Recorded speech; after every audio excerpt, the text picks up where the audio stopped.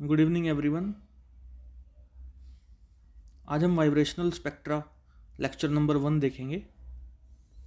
इससे पहले हमने रोटेशनल स्पेक्ट्रोस्कोपी देखी है, उसके पूरे 3 लेक्चर्स हमने किए हैं, जितनी भी रिक्वायरमेंट थी।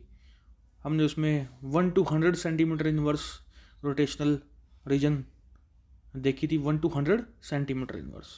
ठीक है, अभी हम IR या ये कह लीजिए वाइब्रेशनल स्पेक्ट्रा देखेंगे, और इसकी जो रेंज है वो है 500 से लेकर 4000 सेंटीमीटर इनवर्स तक।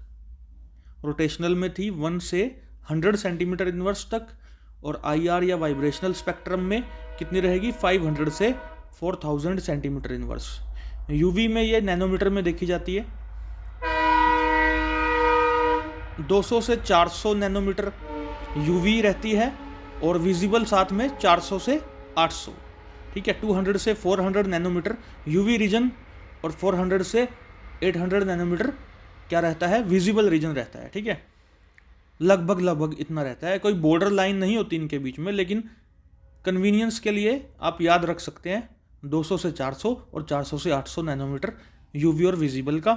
IR का मैंने अभी बताया आपको 500 से 4000 सेंटीमीटर इनवर्स, और रोटेशनल का हम पहले देख चुके हैं 1 से 100 सेंटीमीटर इनवर्स।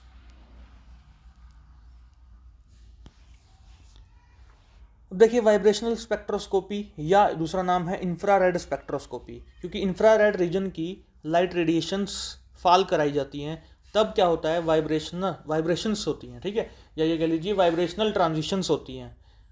हमने जब रोटेशनल स्पेक्ट्रोस्कोपी डील करी थी, तब हमने देखा था कि J0 से J1 में जा रहा है, J1 से J2 में जा रहा है, +-1 सिलेक्शन रूल था, तो वहाँ पर रोटेशनल की बात कर रहे थे। ठीक है, अभी क्या है, V0 से V1 जाएगा या V1 से V2 जाएगा। ठीक है, इस तरह से जो वाइब्रेशनल एनर्जी लेवल्स हैं उनके बीच ट्रांजिशंस होंगी, तो थोड़ी एनर्जी ज़्यादा चाहिए, तो उसको यहाँ पर बोलेंगे वाइब्रेशनल स्पेक्ट्रोस्कोपी। लाइट रेडिएशंस का ही डील करना है, इंटरेक्ट करना है, ठीक है, विद द मैटर।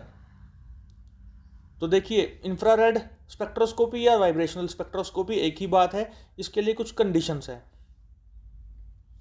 जो मॉलिक्यूल है वो जब वाइब्रेशनल मोशन दिखाएगा तो उसके डाइपोल मोमेंट चेंज होना चाहिए, ये एक कंडीशन है। ठीक है,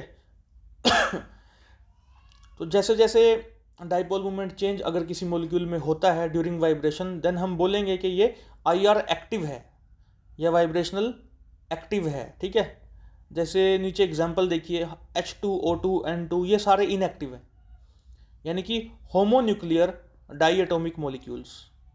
होमो मतलब एक जैसा, उसके अंदर एटम्स हैं, जैसे H2 है उसमें दोनों ही H हैं, तो डाइपोल मोमेंट का चेंज नहीं होएगा, वहाँ पर ज़ीरो रहेगी ना, वो डाइपोल मोमेंट ज़ीरो रहेगी और चेंज होगा नहीं, क्योंकि डाइपोल मोमेंट होगी तो चेंज हो सकता है, लेकिन यहाँ तो वैसे ही ज़ीरो है और चेंज नहीं होगा कि दोनों तरफ HH है। ऑक्सीजन और नाइट्रोजन में भी ऐसा ही है, तो ये तो रहेंगे IR इनएक्टिव।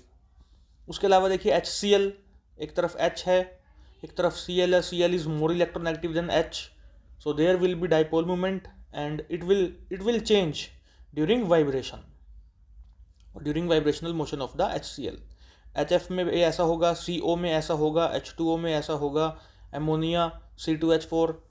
ठीक है, तो सीधी सी बात यह है कि जहाँ होमोन्यूक्लियर डाईएटॉमिक मॉलिक्यूल होंगे वो तो IR इनएक्टिव हो जाएगा, वो शो ही नहीं करेगा। ठीक है, और जहाँ पर होमोन्यूक्लियर हैं, सॉरी हेटेरोन्यूक्लियर हैं, और चाहे डाईएटॉमिक है, यानी कि दो ही एटम है उसके अंदर लेकिन अलग अलग हैं, तो वो दिखाएगा, IR एक्टिव होगा। 3 एटम है जैसे H2O, अमोनिया, ठीक है, उसमें से कोई भी अगर एक अलग हुआ, दो सेम हो भी गए तो कोई ऐसी दिक्कत वाली बात नहीं है, वहाँ पर लगभग IR एक्टिव ही होगा वो। जितने भी एग्जाम्पल हैं ये HCl, HF, CO, H2O, ammonia, C2H4, ये सारे IR एक्टिव हैं। अब देखिएगा expression for the vibrational energy of simple harmonic oscillator. जो मॉलिक्यूल्स होते हैं हम उनको यहाँ पर सिंपल हार्मोनिक ऑसिलेटर मान के चल रहे हैं। सिंपल हार्मोनिक मोशन आपने फिजिक्स में पढ़ा होगा।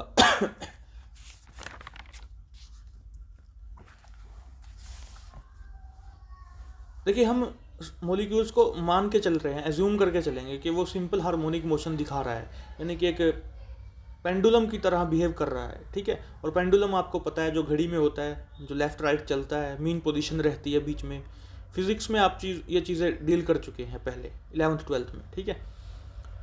तो देखिए, अ सिंपल हार्मोनिक ऑसिलेटर या molecule oscillates about a mean position and is acted upon by a restoring force।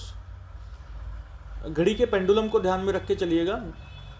तो जब पेंडुलम चलता है तो एक मीन पोजीशन नीचे की तरफ आएगी जो धरती की तरफ ज़्यादा रहेगी, ठीक है, और फिर वो ऊपर की तरफ बढ़ेगा, फिर नीचे की तरफ आएगा, मतलब एक बार लेफ्ट जाएगा एक बार राइट जाएगा, और बीच में मीन पोजीशन है। जब वो लेफ्ट जा रहा होगा तो एक रिस्टोरिंग फोर्स नीचे की तरफ लगेगी दूसरी डायरेक्शन में, जिसकी वजह से वो वापस आता है, मीन पोजीशन की तरफ आता है।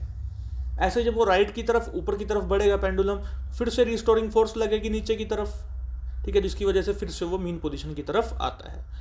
तो यहाँ पर मॉलिक्यूल्स को भी हम कुछ ऐसा ही मान के चल रहे हैं कि वो सिंपल हार्मोनिक ऑसिलेटर की तरह बिहेव करेगा और सिंपल हार्मोनिक मोशन दिखाएगा। और रिस्टोरिंग फोर्स जो लगेगी, हुक्स लॉ से हमें उसका फॉर्मूला पता है, F is directly proportional to X होता है, बट हम प्रोपोर्शनैलिटी का जो सिंबल लगाएंगे वो है K, और -KX इसलिए है क्योंकि डायरेक्शन हमेशा रिस्टोरिंग फोर्स की उल्टी रहती है, तो अपोजिट डायरेक्शन की वजह से माइनस लगाया है। तो F is equal to -KX, it is the restoring force given by Hooke's law.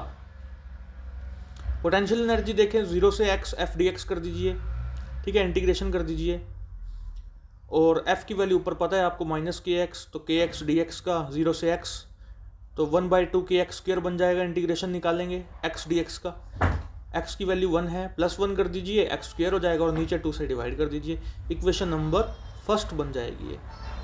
तो पोटेंशियल एनर्जी का आया हमारे पास formula 1/2 KX², equation number first.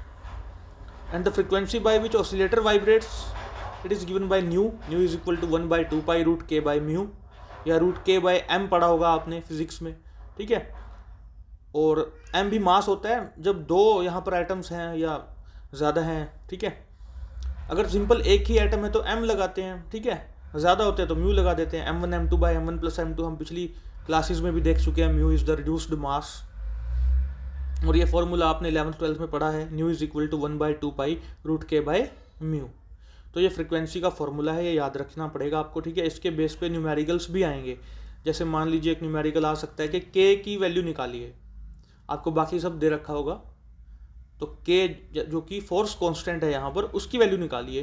तो आप देखिए दोनों तरफ स्क्वायर कर दीजिए इसी फॉर्मूला में, तो न्यू का स्क्वायर हो जाएगा, इधर से 2 का 4 बन जाएगा, पाई का स्क्वायर हो जाएगा, और √K/μ का जो रूट है वो कट जाएगा। तो K की वैल्यू लगभग क्या बनेगी यहाँ पर, अगर हम निकालें 4 pi square new square mu, ये K की वैल्यू आ जाएगी। आप करके देखिएगा हाथ से, तो K की वैल्यू इस फॉर्मूला से निकाली जा सकती है और क्वेश्चन आ सकता है, न्यूमेरिकल आ सकता है, ठीक है। तो अब हमारे पास देखिए रिस्टोरिंग फोर्स का फॉर्मूला आ गया, पोटेंशियल एनर्जी 1/2 KX² आ गया, और फ्रीक्वेंसी आ गई, ठीक है। तीनों फॉर्मूलाज आप ध्यान में रखिएगा। By using the solution of Schrodinger wave equation for SHO, simple harmonic oscillation, we get, यहाँ से हमें एक फार्मूला और मिलता है जो आपको ध्यान में रखना है कि एनर्जी, वाइब्रेशनल एनर्जी निकालने का फार्मूला V + 1/2 ब्रैकेट के बाहर h न्यू, ये जूल में है, इक्वेशन नंबर सेकंड, ठीक है। यहाँ पे न्यू क्या है, 0, 1, 2 हो सकता है वो, ये हम ऑलरेडी पहले लेक्चर्स में देख भी चुके हैं, डायग्राम के साथ देख चुके हैं। न्यू को बोलेंगे वाइब्रेशनल फ्रीक्वेंसी और V को बोलेंगे वाइब्रेशनल क्वांटम नंबर, ठीक है। दोनों में ध्यान रखिएगा, मैंने जो डार्क दिखाया है वो न्यू है और सिंपल जो है वो V है। तो V को वाइब्रेशनल क्वांटम नंबर बोल रहे हैं और न्यू को वाइब्रेशनल फ्रीक्वेंसी बोल रहे हैं। तो express the above energy equation in centimetre inverse, देखिए ऊपर जूल में है इक्वेशन नंबर सेकंड, अगर सेंटीमीटर इनवर्स में बदलना है तो HC से दोनों तरफ डिवाइड कर दो, E न्यू को HC से डिवाइड कर देंगे।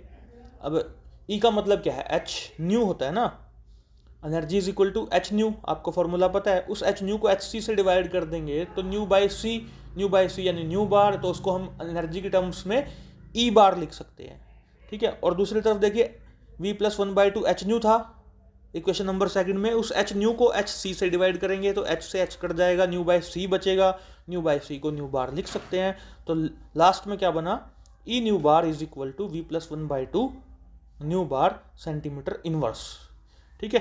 तो दो फॉर्मूलाज यहाँ पर जनरेट हुए, एक जूल में आया है एनर्जी और एक सेंटीमीटर इनवर्स में आया है।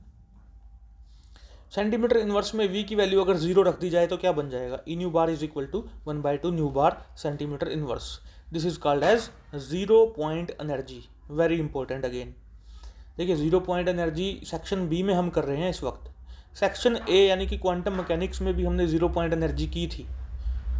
तो अगर क्वेश्चन सीधा पूछ लिया जाए what is zero point energy, तो आपको देखना है आप सेक्शन ए अटैम्प्ट करने लग रहे हैं या सेक्शन बी अटैम्प्ट करने लग रहे हैं।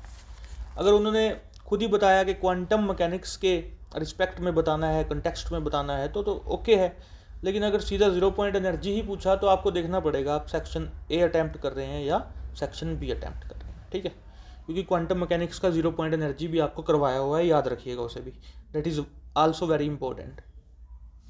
तो हमारे पास ये तीसरा फॉर्मूला निकल के आया जीरो पॉइंट एनर्जी का, E nu bar is equal to 1/2 nu bar centimetre inverse.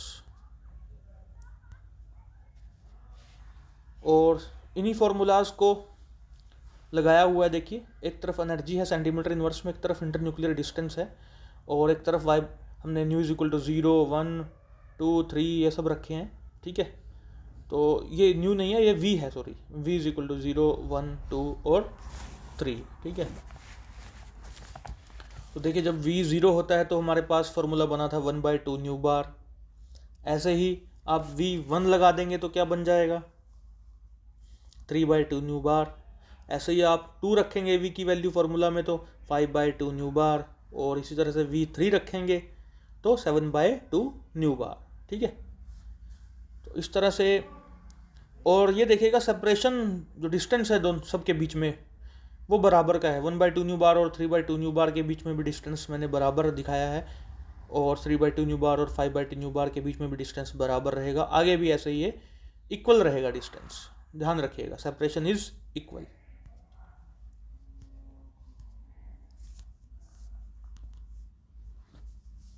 Selection rule की बात करें तो delta nu is equal to +-1। हमने रोटेशनल स्पेक्ट्रोस्कोपी जब की थी उसमें भी हमने देखा था delta J is equal to +-1 था, और +1 का मतलब वहाँ भी एब्जॉर्प्शन था, यहाँ भी -1 का मतलब क्या है, एमिशन, ठीक है। तो वहाँ डेल्टा जे +-1 था, यहाँ डेल्टा न्यू +-1 सिलेक्शन रूल रहेगा, ठीक है, याद रखिएगा। यानी कि या तो +1 हो सकता है या -1 हो सकता है, और +-2 वगैरह नहीं हो सकता, ओके।